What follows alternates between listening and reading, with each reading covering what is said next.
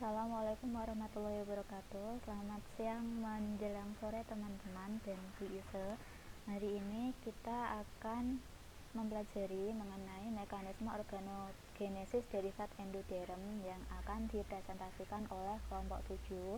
Nah, kelompok 7 ini beranggotakan yang pertama ada Miftahur Rohmah, lalu ada saya sendiri, Dwi Ayu Rahmawati, dan ada Septiana Kartika Dewi, terus ada juga Putri Lindariani. Sebelum memulai presentasi pada siang menuju sore hari ini, marilah kita awali dengan membaca surat Al-Fatihah. Al-Fatihah.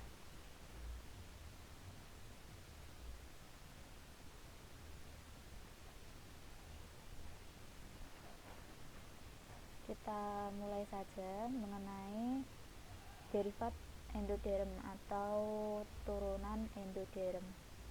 Nah, derivat endoderm atau organ-organ turunan endoderm ini ada saluran pencernaan makanan dan kelenjar-kelenjarnya, paru-paru dan saluran pernafasan, terus nanti ada juga hati yang akan membentukan hati yang akan dijelaskan, dan pembentukan hati itu juga termasuk derivat dari endoderm. Yang pertama, pembentukan saluran pencernaan makanan. Pembentukan saluran pencernaan makanan ini diawali dengan terbentuknya alkenteron atau rongga dari pelakukan lapisan luar glasula yang nantinya rongga ini akan menjadi saluran pencernaan makanan.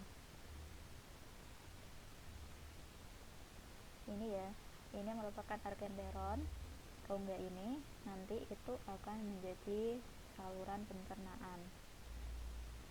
Lalu saluran pencernaan makanan ini dibagi menjadi 3 wilayah usus. Yang pertama ada usus depan atau foregut yang nantinya akan menjadi faring, esofagus, lambung, dan duodenum anterior. Lalu yang kedua ada usus tengah atau midgut yang nantinya akan menjadi duodenum posterior dan sebagian kolon, dan yang ketiga ada usus belakang atau hindgut yang nanti akan menjadi kolon dan rektum. Ini yang bagian depan itu merupakan foregut, lalu yang bagian tengah merupakan midgut, dan yang bagian belakang merupakan hindgut. Pembentukan mulut dan anus. Nah, mulut itu terdapat di ujung anterior usus depan atau foregut. Lubang mulut ini terbentuk dari pertemuan stomatium dengan endoderm faring yang akhirnya pecah. Itulah mengapa lubang mulut ini merupakan epitelnya itu merupakan ektoderm.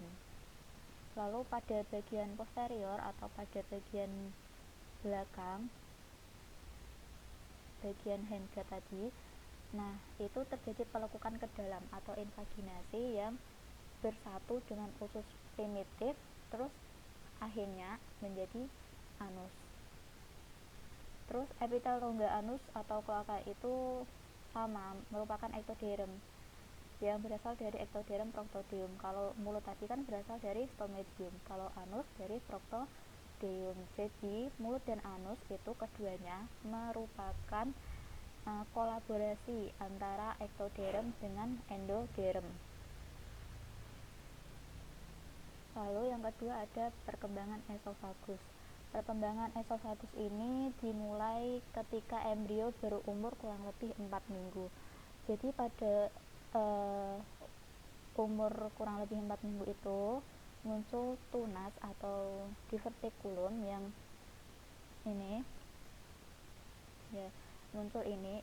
yang tunas di bagian depan usus depan ini atau foregut itu dinamakan diverticulum tracheobronchiale yang nantinya akan berangsur-angsur memisah dari usus depan tadi, itu dipisahkan oleh yang namanya septum esophagotracheale. Terus nanti hasilnya usus depan ini akan terbagi menjadi 2, yang bagian belakang itu menjadi esofagus, terus yang depan itu nantinya akan menjadi bakal paru-paru. Ini nanti akan menjadi bakal paru-paru dan ini esofagus. Pada awalnya esofagus itu kan pendek, terus nanti ini bakal paru-paru ini juga kan masih di atas, belum turun ke bawah. Terus nanti semakin bertambahnya itu usia embrio, ini kan tunas paru-parunya ini turun. Turunnya ini menyebabkan esofagus juga ikut memanjang. Terus selanjutnya ada perkembangan lambung. Nah, perkembangan lambung ini dimulai pada minggu keempat. Masih berupa pelebaran usus depan atau foregut yang berbentuk kumparan. Jadi ini lambung yang berasal dari foregut tadi itu melebar. Pelebarannya ini nanti akan menjadi lambung. Ini kan bentuknya belum seperti bentuk lambung yang kita kenal sekarang ya. Terus nanti pada minggu berikutnya kedudukan lambung itu berubah. Perubahan kedudukan lambung ini karena ia berputar sekitar sumbu longitudinal dan sumbu antero-posterior. Ini sumbu longitudinal atau sumbu memanjang ini akan menjadi poros perputaran lambung yang ini ya, berputar 90 derajat searah jarum jam.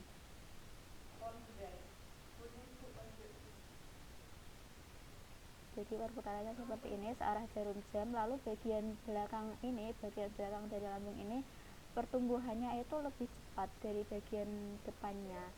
Jadi bentuknya itu nanti akan seperti ini, terbentuk yang namanya curvatura mayor.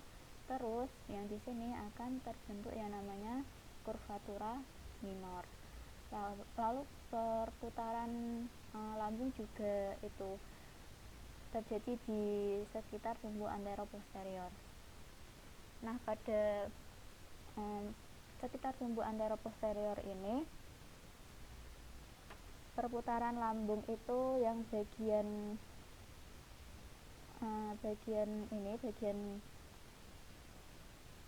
kardiak itu akan berputar dari ke kiri dan ke bawah. Perputarannya ini gini. Lalu yang pada bagian pilorus yang dekat dengan usus halus itu akan bergerak ke kanan dan ke atas, menuju atas ini ya, ke kanan dan ke atas. Terus nantinya itu posisi lambung akan berubah menjadi seperti ini. Tadi kan pertama itu perputarannya di sumbu longitudinal atau memanjang sebesar 90 derajat searah jarum jam, lalu terbentuk curvatura mayor dan curvatura minor. Terus berputar lagi ke atas dan ke bawah, membentuk seperti gambar E ini, menjadi bentuk lambung yang kita kenal sekarang. Untuk selanjutnya akan dijelaskan oleh rekan saya. Selanjutnya saya akan menjelaskan perkembangan duodenum turunan endoderm. Duodenum ini terbentuk dari dua bagian akhir foregut. Foregut itu usus depan dan bagian atas. Bagian midgut itu usus tengah, tepatnya di daerah di tunas hati. Nah, tadi kan lambung berputar saat pembentukan lambung. Sementara lambung berputar, duodenum itu mengambil bentuk yang lengkungnya seperti huruf C dan akhirnya terletak di retroperitoneal. Bisa dilihat dari gambar atas itu yang gambar A. Yang duodenum itu kan mulanya bentuknya seperti itu. Nah, selama lambung berputar bentuknya itu kan seperti huruf C. Bisa dilihat dari gambar B. Duodenumnya itu berbentuk seperti huruf C. Lalu gambar yang bawahnya itu yang bagian kiri, yang gambar A dan B itu dilihat dari atas. Itu perputarannya seperti itu. Nah, terus nanti perputaran duodenum sama kaput pankreas berbentuk seperti gambar B kiri bawah. Pankreas dan duodenum dalam posisi retroperitoneum. Tadi yang saya sebutkan akhirnya itu terletak di retroperitoneal. Terus yang gambar di sampingnya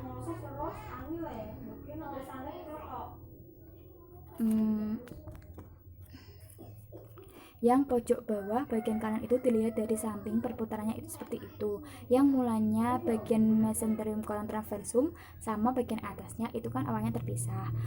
Terus waktu perputaran itu pada akhirnya menyatu menjadi satu. Selanjutnya yaitu perkembangan pankreas. Pankreas ini dibentuk oleh tunas pankreas dorsal dan ventral dari epitel endoderm duodenum. Bisa dilihat itu tunas pankreas ventral yang gambar A warna biru. Terus yang tunas pankreas dorsal itu yang gambar D. Ventral itu yang di depan, sedangkan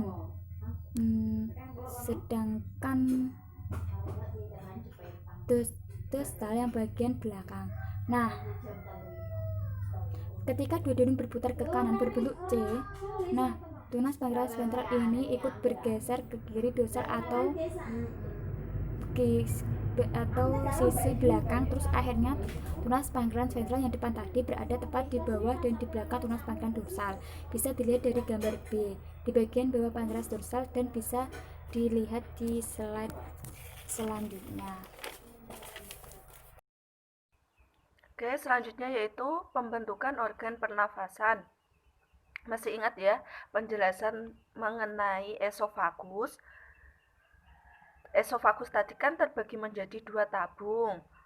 Foregut terbagi atas promordium atau tunas pernafasan. Di bagian ventral dan esofagus itu kantong kerongkongan. Di bagian dorsalnya, di bagian belakangnya.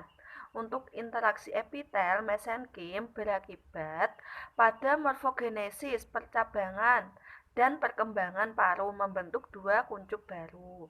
Itu nanti setelah pembentukan kuncup baru itu masih ada perkembangan lagi ya.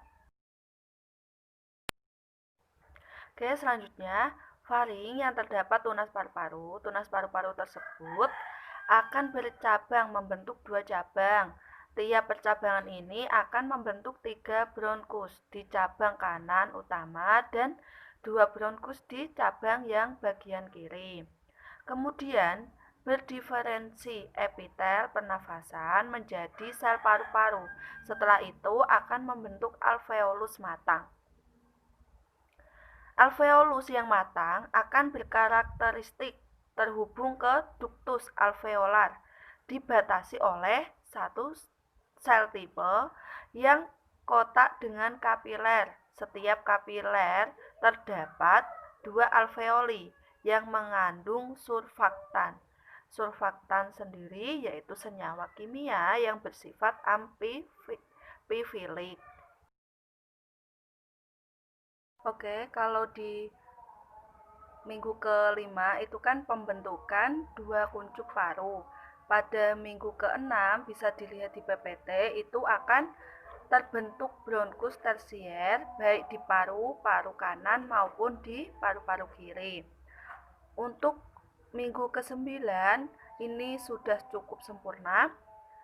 Pada pembentukan atau perkembangan di minggu ke-9 ini paru-paru telah terbentuk dengan 3 lobus di paru-paru kanan dan 2 lobus di paru-paru kiri.